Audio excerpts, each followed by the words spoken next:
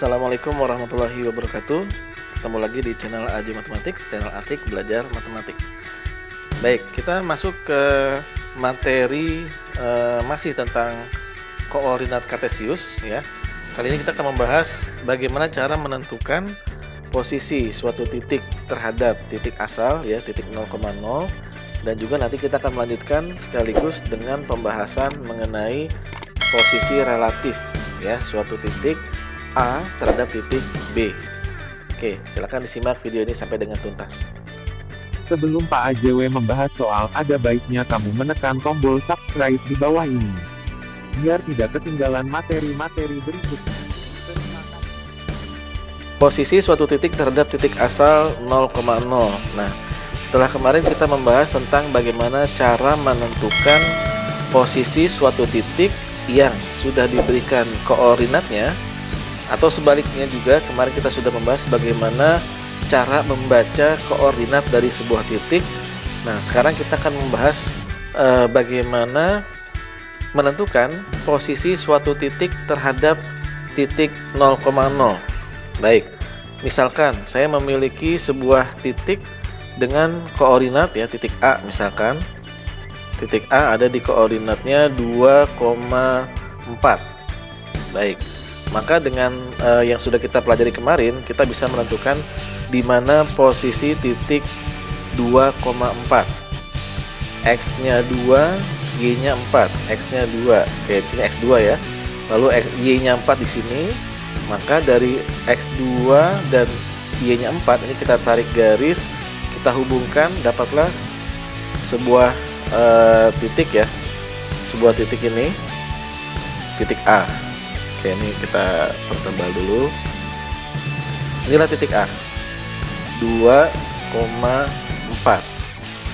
Begitu kan yang kemarin kita bahas ya. Nah, sekarang apa yang dimaksud dengan posisi suatu titik terhadap titik asal 0,0? Nah, sekarang kita melihat di sini titik A, jika kita pandang ibaratnya ya dari titik asal 0,0. Oke, ini saya kasih tanda dulu titik 0,0-nya di sini. Nah, ibaratnya bagaimana maaf, ini salah, bukan A ya. Ini 0,0. Ya, 0,0. Nah, bagaimana memandang titik A dari titik asal 0,0? Atau bagaimana apa istilahnya ya? Mengarahkan dari titik 0,0 ini biar sampai ke titik A. Nah, pastinya kita memiliki arahan, kita hanya memiliki arahan kanan, kiri, atau atas, bawah, seperti itu ya. Jika kita mulai dari titik 0,0 untuk menuju ke titik A, maka arahan kita yang kita punya adalah kanan, kiri, atau atas, bawah.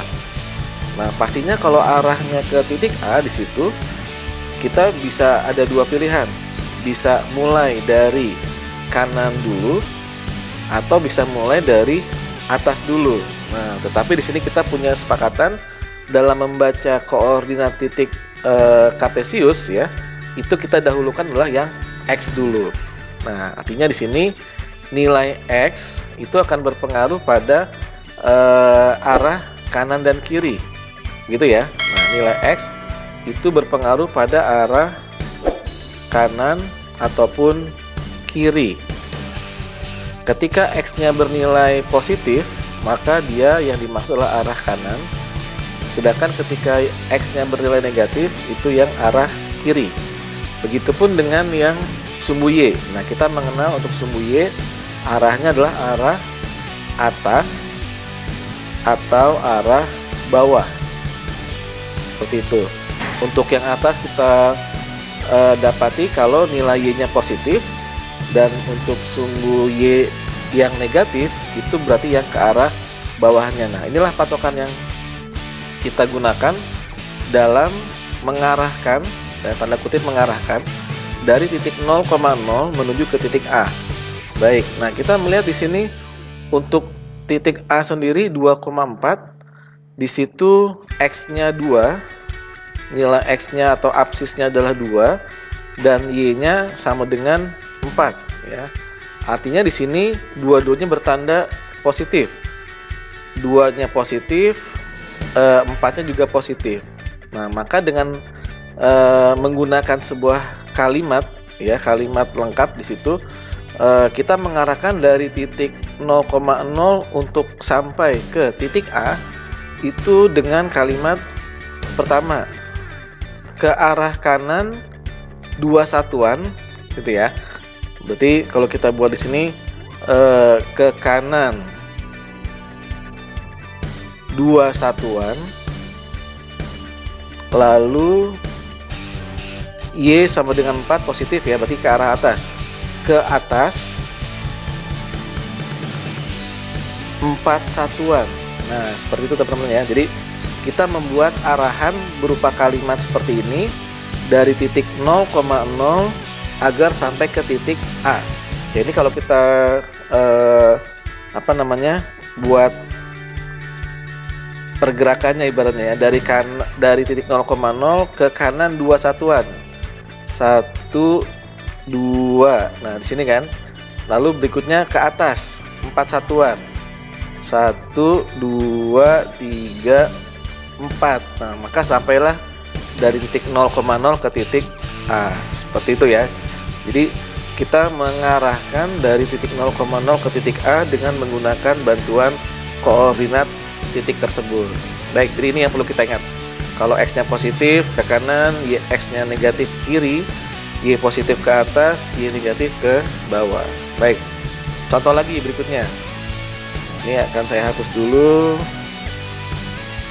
Oke, kita misalkan punya titik sekarang di titik B-nya dengan koordinatnya, kita pakai yang min ya sekarang ya.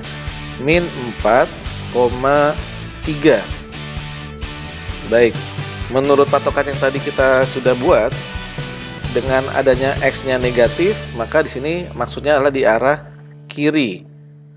Lalu untuk Y-nya yang positif, berarti ke arah atas. Nah, artinya untuk berawal dari titik 0,0 di sini ke titik B, coba sekarang kita lihat arahannya dulu ya. Tadi kan titik A-nya posisinya sudah kita tentukan. Nah, sekarang untuk arahannya gimana? Min 4 itu artinya kita bergerak dari 0,0 ke arah kiri itu 4 satuan, dilanjutkan dengan lalu ya ke arah atas 3 satuan.